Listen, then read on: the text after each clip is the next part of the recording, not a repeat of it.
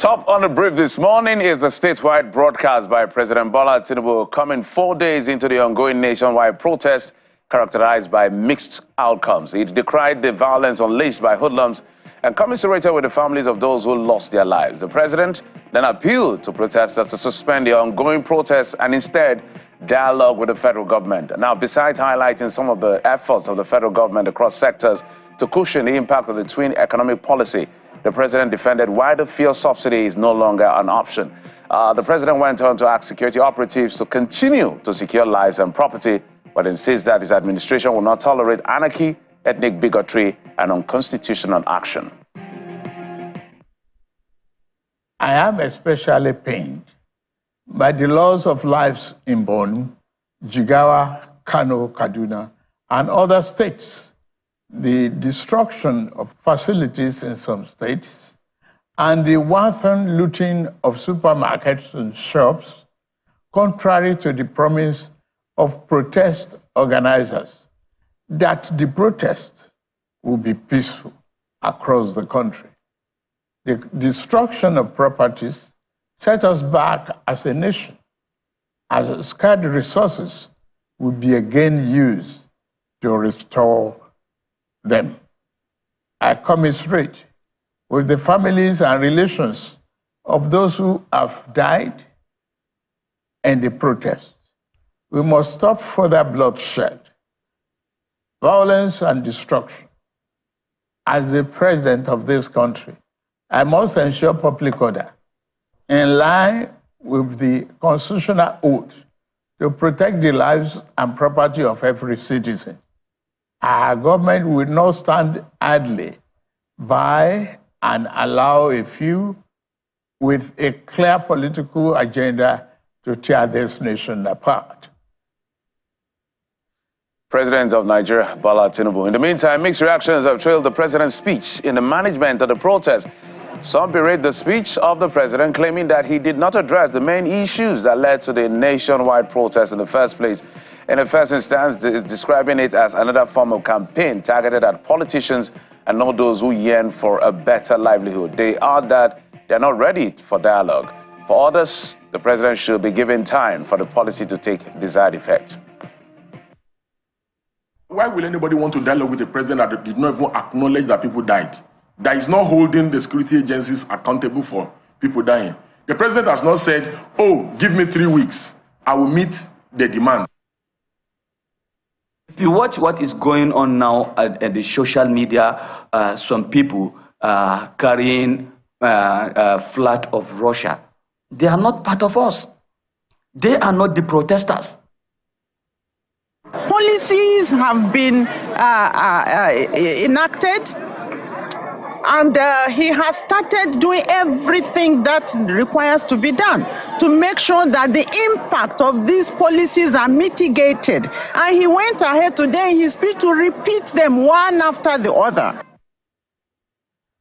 While still on the reactions to that speech by the president, Nobel laureate Professor Soyinka says that the president's address failed to address the attacks on end bad governance protesters by security agencies. The statement reads in part, "My primary concern, quite predictably, is the continuing deterioration of the state's seizure of protest management, an area in which the presidential address fell conspicuously short. Such shortchanging of civic deserving, regrettably, goes to arm the security forces in the exercise of impunity and condemns the nation to a seemingly unbreakable cycle of resentment and reprisals. Live bullets as state response to civic protest that becomes the core issue. Even tear gas remains questionable in most circumstances, certainly an abuse in the situation of clearly peaceful protest." That quote ended. Professor Soyinka explains that the tragic response to the ongoing hunger marches in parts of the nation, and for which notice was served, constitute a retrogression that takes the nation even further back than the deadly culmination of the watershed end-SARS protest. According to him, the nation's security agencies cannot pretend to be unaware of alternative models for emulation, civilized advances in security intervention. It's not the only one. Senior advocate of Nigeria, Femi Falana, has faulted the president's speech. He describes it as falling short in addressing the key demands of the protesters, especially at the reversal of the policy of withdrawal of fuel subsidies. The senior lawyer raises concern over the sincerity to combat criminality in the fuel subsidy scam. In his words, if the government takes the fight against corruption to oil dealers and crude oil is processed in government-owned refineries, there will be no basis for fuel subsidy, which is induced by importation of petroleum import or products. A positive response to the key demands of the youth to review the protesters could make them review their action. Insensitive to their demands can only provoke continued action. While congratulating the protesters for drawing the attention of politicians, Mr. Falana demanded that there should be an immediate and unconditional release of all protesters that were arrested and detained, saying they had not committed any criminal offense. He also condemned the repression of peaceful protesters while commiserating with all those who lost loved ones in the protest and asking government to set up a commission of inquiry to bring to justice those responsible for the reckless killing of citizens. Now, there's more to come as far as these reactions are concerned. This time it's coming from the People's Democratic Party, that's the PDP, and has labeled the speech to the end governance protest as a distraction. The PDP says that the speech failed to address the protesters' concerns.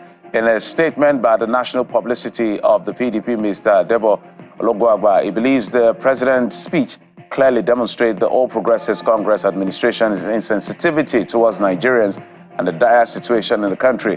The PDP is urging the president to reduce the size of government and cut spending on luxury items to free up more resources for immediate efforts to improve the well-being of Nigerians. We can also tell you that an hour after the president's speech, some protesters in Lagos gathered in Ojota, insisting that the president's speech did not capture their core issues raised by them. But the events at the protest ground took a different turn when hoodlums chased protesters away after they were told by the police to leave the area to avoid possible escalation like the other state. The protesters insisted on their rights and frowned at the inability of the force from protecting them against the hoodlums who came to intimidate and harass them. Well, it was, however, a different scenario for the protesters in Jos, Plateau State capital, who held Sunday service at their old airport roundabout, where protesters have been gathering since commencement of the protest, which is in the fourth day. The worship service, which was attended by both Christians and Muslims, was a replica of the last Friday Jumat prayers offered by Muslim faithful at the same venue. With an increase in number compared to the previous gatherings, the protesters temporarily converted the venue to a temple with praises and worship songs to mark the day 4 of the protest. The protesters, they said they are not impressed with the president's broadcast on Sunday morning. Can I invite you to a place of action? Nigeria belongs to you. You and I must begin to tell one another that we must hold our government to account. They must account for our common resources.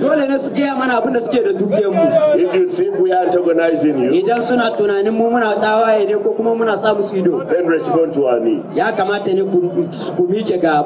are thankful to the president for addressing the nation today. But his address is below the belt. He did not address us. You are a father. We know you have conscience. We know you love the people. When you said Emilokon, when you said it is my turn, it is because you believe you have something to give to us, your children. It is time for you to do that. And it is time for you to begin to look into your ranks. I understand that they've also called out the protest for dialogue, but let's get outside the shores of Nigeria. The United Kingdom government says an emergency response meeting will hold today after more than 150 people were arrested following violent disorder in UK towns and cities. It comes after the Prime Minister, Sir Keir Starmer, condemned an attack on a hotel housing asylum seekers in Rotterdam and promised those involved in unrest will be prosecuted. Riot police also responded to violent scenes in Tamworth, Middlesbrough, Bolton Hall and Weymouth, among other parts of the UK. In sports news, President Bola Tinubu has commended Nigeria's Tigers for qualifying for the quarterfinal of the women's basketball at the 2024 Paris Olympics. The Tigers will be the first African team in basketball to play in the quarterfinals at the Olympics after stunning Canada 79-70 in Sunday's final Group B clash. The president commends the team for their uncommon demonstration of resilience and teamwork as well as diligence. President Tinubu also commends the coach and managers of the team for their dutifulness and dedication while enjoining the brave Tigers not to rest on their oars until the final victory is won.